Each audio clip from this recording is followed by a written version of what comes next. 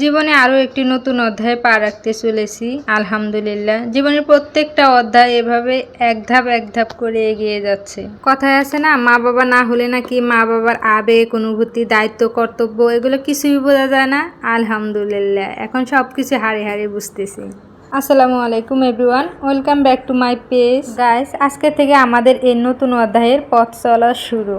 জীবন থেকে সময়গুলো কত তাড়াতাড়ি চলে যায়, তাই না? মনে হচ্ছে আমার মাম্মা সেদিন পৃথিবীতে আসলো, আর এখনই মাশাল্লাহ কত বড় হয়ে গেছে। যাই হোক, আমরা আজকে যাচ্ছি মাম্মাকে স্কুলে ভর্তি করানোর জন্য।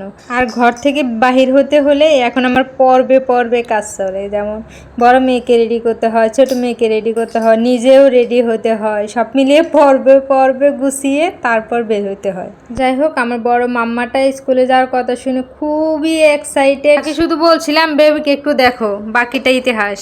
যাই হোক, তাদের এই ঢং দেখে আমার খুবই ভালো লাগে, খুবই দুঃখ হয়, খুবই কষ্ট হয়, কিছু করার নেই। তো রাকিব আমাদের জন্য ওয়েট করতেছিল, বারবার ফোন দিতেছিল। আমরা তাড়াহুড়ো করে রেডি হয়ে যাচ্ছি। দুইটা বাচ্চা নিয়ে রেডি হতে তো একটু সময় লাগবে, এটাই স্বাভাবিক। সে বাসায় থাকলে তাড়াতাড়ি হয়, কারণ সে অনেক হেল্প করে বাচ্চাদেরকে রেডি করানোর থেকে শুরু করে সবকিছু। একটা সময় ছিল বাসায় শুয়ে বসে থাকতে বোর হয়ে যেতাম, সময়ই কাটতো না। আর এখন আলহামদুলিল্লাহ। যাই হোক, ফাইনালি আমরা বাসা থেকে বের হয়ে যাচ্ছি। আর আমার মাম্মার একটা রিকোয়েস্ট ছিল, বাইরে গেলে ওনাকে ফুচকা খাওয়াইতে হবে। আমরা মা মেয়ে দুজনেই ফুচকা প্রেমী মাশাল্লাহ। আমার মেয়েটাও ফুচকা খাওয়া শিখে গেছে এখন। অনেকে আবার বলতে পারেনি রমজান মাসেও ফুচকা খাচ্ছে, কিন্তু না, এই ভিডিওটা হচ্ছে আরও 2 মাস আগের।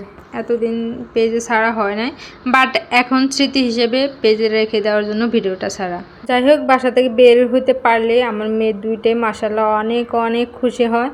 আর আমার মাম্মা তো ত্রিং বিরিং করে যাচ্ছে, আর ছোটো মাম্মা অনেক খুশি বাসাতে বের হতে পারছে। আর সবচেয়ে মজার বিষয় হলো এটা, দেখেন অটোতে বসে কিভাবে সাইডে ধরে আছে, যদি পড়ে যায় এই ভয়ে। মাশাল্লাহ। তো আমরা ফাইনালি মাম্মার স্কুলে চলে আসছি। আর মাম্মার স্কুলের যে নিয়ম কানুনগুলো আছে, ফর্মগুলো ওগুলো ফিল আপ করতেছিল ম্যাম, আর ওর বাবাও ফিল আপ করতেছিল। আর আমরা শুধু সাইডে বসে ঢং করতেছিলাম। যাই হোক, আমরা স্কুলের কাজ শেষ করলাম। ফাইনালি আমার মাম্মা ভর্তি হয়ে গেল স্কুলে, মাম্মার নতুন অধ্যায় শুরু। আর আমরা স্কুল থেকে বের হয়ে সোজা চলে গেলাম টেলার্সের দোকানে, কারণ ওদের স্কুল ড্রেস, জুতা সব আলাদা। তো ফাইনালি আমরা টেলার্সের দোকানে গিয়ে মাম্মার জন্য স্কুল ড্রেসের মাপ দিয়ে তারপর ওর জুতা নিয়ে আমরা বাসায় চলে আসলাম। স্কুল ড্রেস দিবে পরের দিন, আর মাম্মার স্কুলও তার পরের দিন, মানে 2 দিন পরে।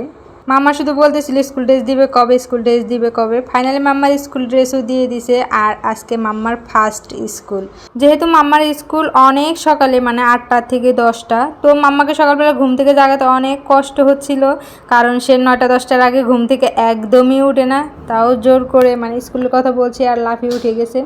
তো ও কখনো সকালবেলা উঠে ঘুম থেকে মানে নাস্তা বা অন্য কোনো কিছু খায় না 10টা-11টা ছাড়া।